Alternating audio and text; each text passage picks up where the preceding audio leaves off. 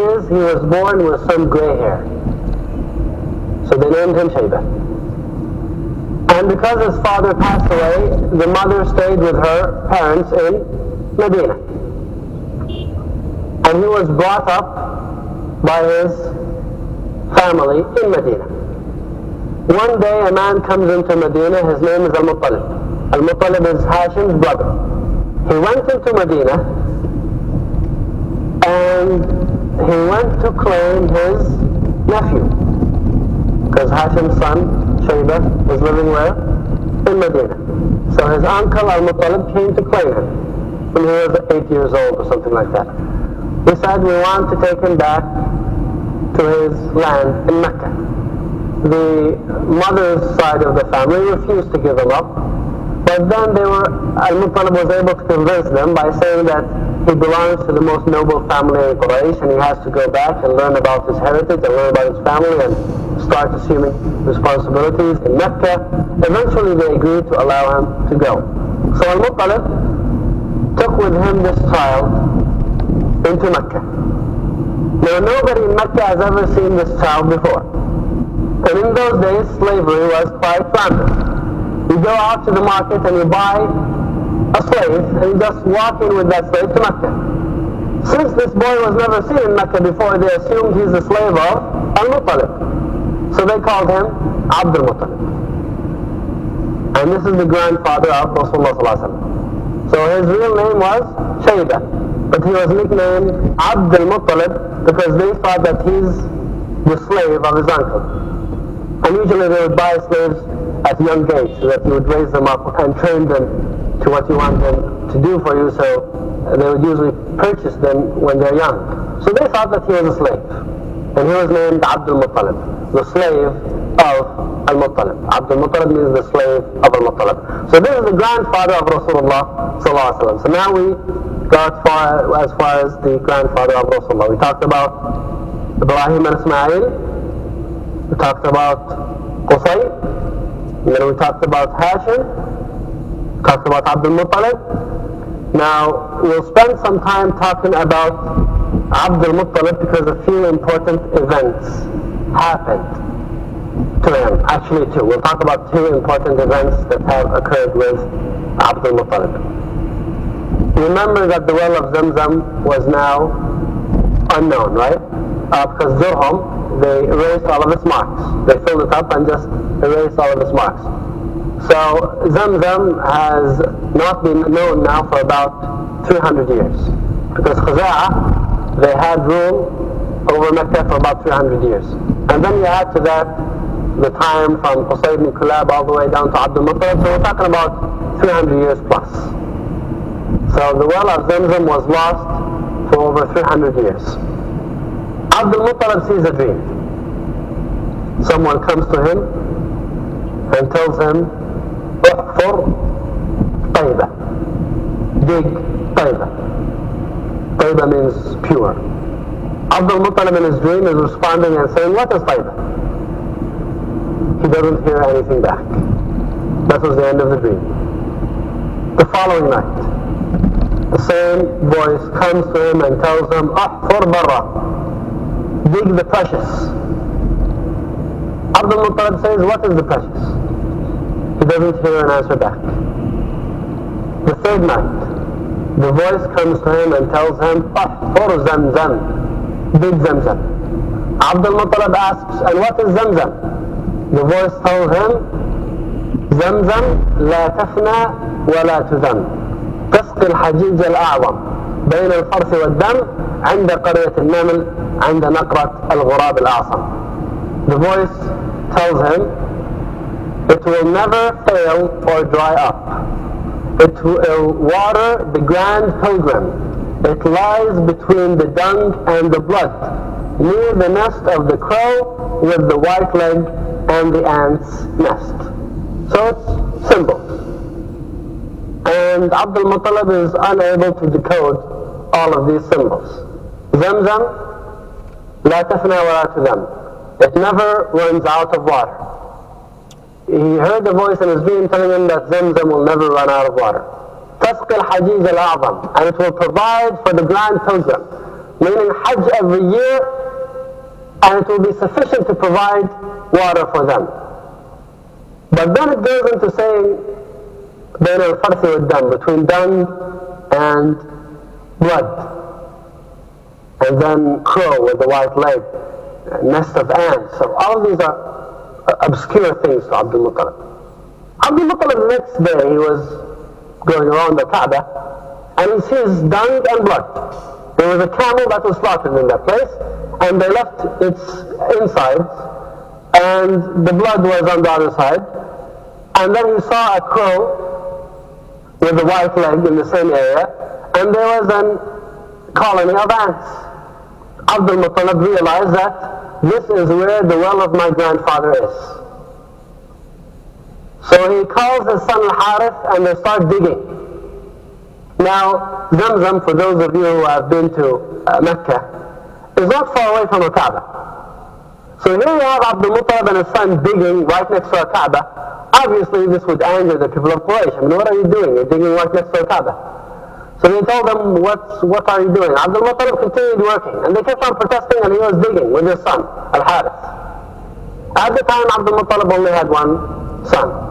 So they were digging and digging and digging, and the people are wondering, what's going on? What is this man digging for? What is he looking for? So we left him alone, and then suddenly they heard Abdul Muttalib shout, praising Allah subhanahu wa ta'ala. And they came rushing. And to their amazement, they found that Abdul Muttalib has uncovered the rim of the well of Zamzam. So now all of the leaders of Quraysh, they came in and said, yeah, this is the well of our grandfather Ismail. This belongs to all of us. Let's share. Abdul Muttalib said, wait a minute. I was the one who saw the dream. I was the one who uncovered it. It belongs to me and me alone. They said, no way. We are all descendants of Ismail alayhi salam, so it belongs to all of us. Abdul Muttalib refused to give up. He refused. And they kept on insisting. So when they were unable to solve the dispute, and they were about to go to war over it, someone suggested to them, let's solve the dispute by going to the witch of Bani Sa'd. Bani Sa'd, they had a witch who claimed to have connection with the spirits, so let's go to her and seek her consultation. So they traveled to this witch, and they were told that she has relocated and went to Syria. So they said, we'll follow her wherever she is. And they started their journey towards Sham, and along the way they ran out of water. And they were in the middle of nowhere in the desert, and Abdul Muttalib told them, if we're going to die here, let's at least dig our graves, and whenever one of us dies, the rest could put him in the grave, could cover him. So at least in the end we'll be left with one person who's uncovered, rather than have all of us die exposed. At least let's honor our dead and just have one that is without burial. So they all dug their graves, and they were laying inside their graves waiting for death. And then Abdul Muttalib said, this is not right. For men like us to sit here waiting for death, let's do something. Let's go and search for water. So they agreed, and they went in different directions searching for water. After a short while, Abdul Muttalib found water. So they came to him and said, if Allah has saved you in this desert and provided you with water, and Allah has shown you a dream in which you uncovered the well of Zamzam, this is surely an indication that it's a blessing for you and it belongs to you. We give up our claim, it's all yours. Let's go back. So they gave it up, and they agreed to submit to Abdul Muttalib, and it was his. So this is one important story that happened to Abdul Muttalib. Now, when the whole incident happened, when they pressured him, when they came to him and said, this belongs to all of us, Abdul Muttalib felt that he is weak because he has only one son to defend him.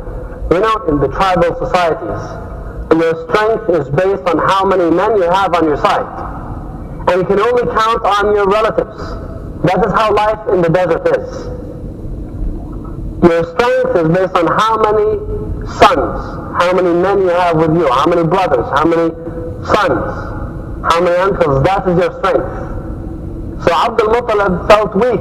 He has only one son on his side, Al-Harith. So he said, "Oh Allah, if you bestow me with 10 sons, I will sacrifice one of them for your sake."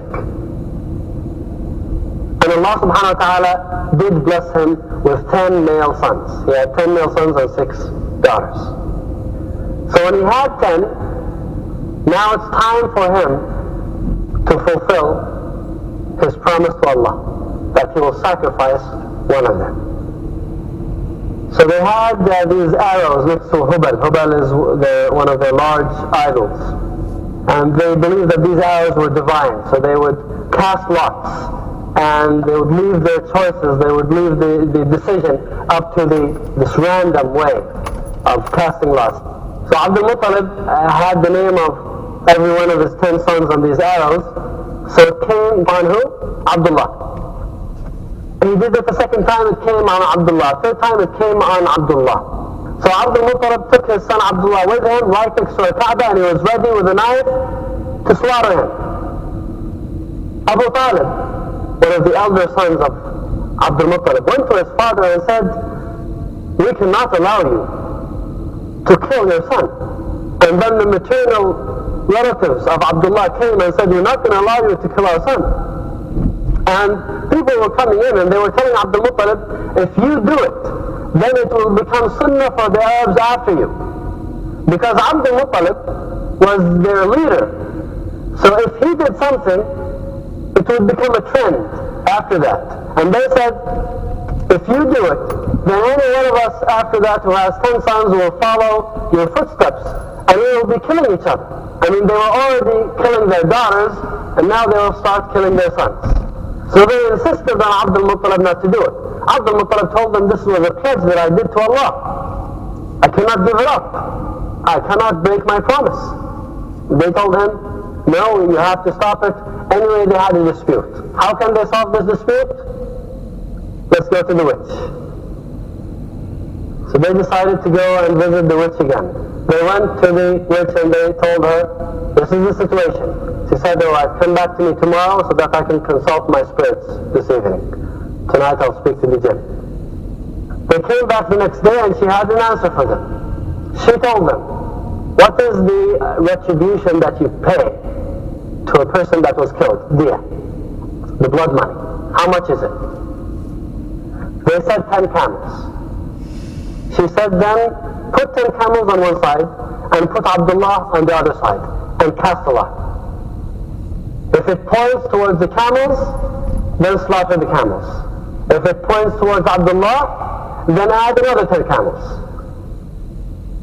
So they agreed and they went back. So Abdul Muttalib with all of the people of Quraysh, they came together, Abdullah on one side, the camels on the other side. They threw the dice, or the arrows. It pointed towards Abdullah. They added another 10 camels.